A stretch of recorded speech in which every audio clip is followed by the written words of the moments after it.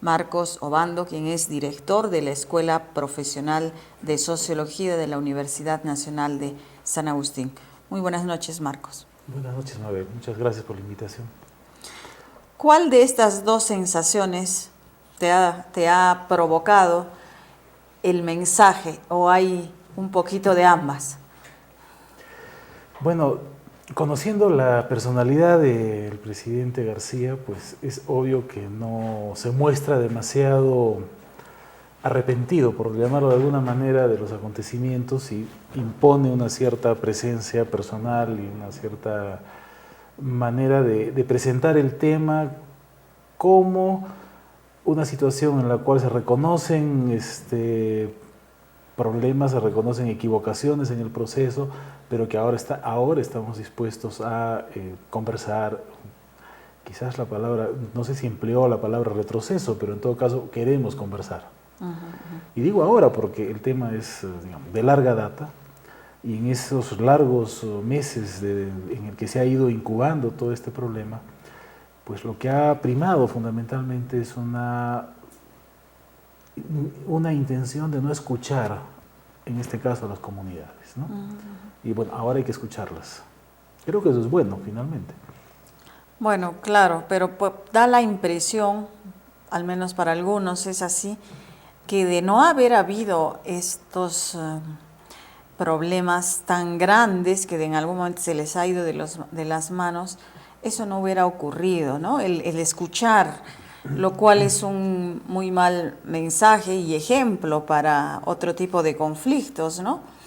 ¿Qué piensas tú de esto? ¿Se ha resuelto? ¿Con esto se ha resuelto, con esta derogatoria de los dos decretos más polémicos, el 1090 y el 1024, que hoy día se ha efectuado en el Congreso? ¿El problema está resuelto?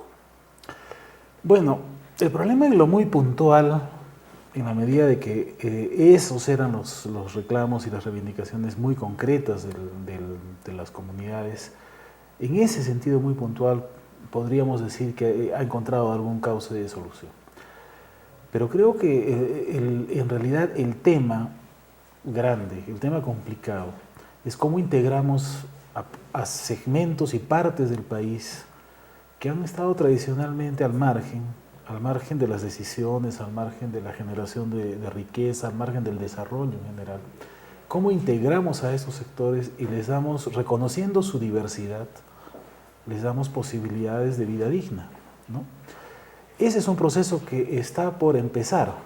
Ojalá que esto signifique, ojalá, digo, y lo subrayo, ojalá que esto signifique el inicio real de una intención de incluir a todos los peruanos, sin distinciones étnicas, territoriales o sociales o económicas, de incluirlos en procesos de desarrollo que nos comprometen a todos. Al final de cuentas, si esto es desarrollo, como se dice, son estas poblaciones las que van a beneficiarse o se van a perjudicar con esto. Y entonces no podemos seguir siendo ciegos en el sentido de que las decisiones siempre tendrán que venir desde el poder central y desde allí se tomarán las decisiones más correctas, no importando lo que la población local quiera, aspira y opina finalmente, ¿no? Bueno, es verdaderamente una realidad que en el Perú hay sectores excluidos y que en la práctica hay ciudadanos de primera y de segunda clase, ¿no? Y cuando el presidente Alan García decía, ellos no son ciudadanos de primera clase para venir a imponernos, a mí me parece que es como un escape del subconsciente, como un congresista que alguna vez juró por Dios y por la plata, ¿no? Pero que en el fondo, claro, pues parece un lapsus linguis, ¿no? Pero que en el fondo refleja que sí hay esos conceptos, que sí están interiorizados y que para afuera pues tenemos un discurso, pero para adentro no necesariamente. En el Perú sí hay ciudadanos de primera y segunda clase, ¿tú crees eso? Bueno, la historia del país lo ha demostrado N veces, ¿no? O sea, no sería esta la primera y quizás no sea la última tampoco.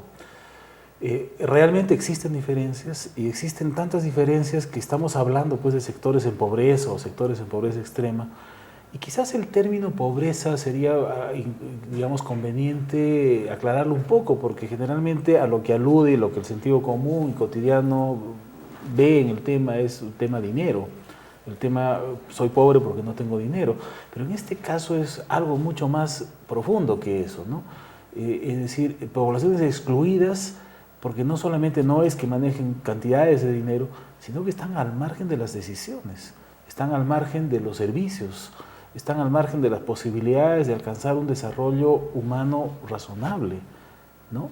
Y entonces, en ese sentido, hay que reconocer que Perú tiene pues diferencias y segmentos y tiene exclusiones muy grandes, ¿no? Y quizás, como tú dices, esto sea pues un lapsus que en el fondo lo que revela es, oye, yo tengo el poder está acá, quizás no necesariamente en él, pero O el sea, poder está en 4 Lima. chunchos van a hacerme retroceder. Ese era su Claro, discurso de fondo. sin embargo, la historia reciente nos dice pues de que en Arequipa, con lo del 2002, se hizo retroceder al gobierno anterior en las pretensiones de la privatización de las empresas eléctricas. Moquegua recientemente ha tenido también un movimiento social muy fuerte, y estos movimientos de la selva, y que ahora se han encadenado con los movimientos de las zonas andinas, están, digamos, generando nuevos actores, ¿no? Nuevos actores y nuevos escenarios que tendrán que definirse prontamente para definir también qué va a pasar con el país en los próximos años, ¿no?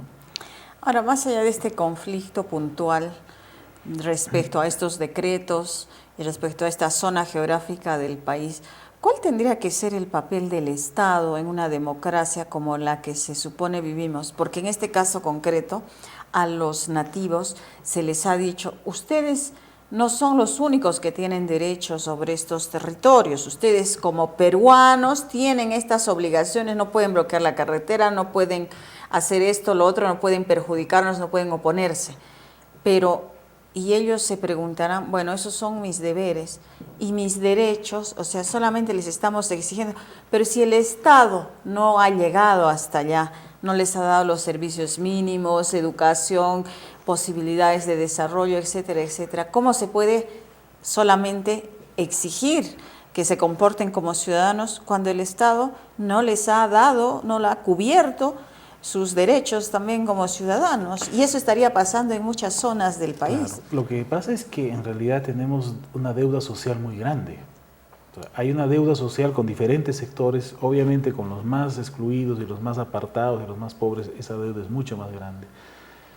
Y lo que estamos mirando es que ahora hay reacciones, ¿no?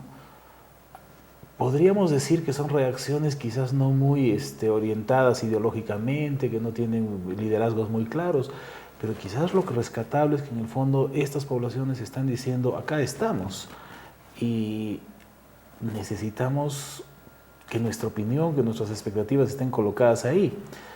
Y eso tiene que ver entonces con una manera de hacer las cosas, quizás ese sea el otro tema, de una práctica desde el Estado que ha hecho cosas prescindiendo de, y las quiere seguir haciendo probablemente, y probablemente las seguirá haciendo en adelante en algunos aspectos, pero que ahora se va encontrando con sectores de población, en este caso con comunidades nativas, que van colocando su presencia ahí, lamentablemente pues con saldos nefastos, ¿no? Como ha ocurrido con toda esta matanza de Bagua, ¿no?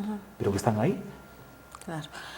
Y la teoría de la conspiración internacional, que ayer ha vuelto a ser mencionada por el presidente y hoy por los principales líderes apristas como Jorge del Castillo, Mauricio Mulder, en general se insiste en que esto es una conspiración de carácter internacional destinada a imponer finalmente en el país un sistema totalitario, radical, que destruir la democracia, esta política de inversión privada como motor del desarrollo, del crecimiento, en fin, se da eso como hecho, pero ni siquiera se ha dicho de dónde provendría claramente de dónde provendría esta conspiración. ¿Qué piensas tú? Bueno, yo creo que para ponerle nombre concreto a las cosas, es evidente pues que en estos últimos años han habido digamos, intromisiones, por llamarlo de ese modo, y dificultades a nivel gobierno, por ejemplo con Bolivia, con su actual presidente, o con el propio presidente de Venezuela.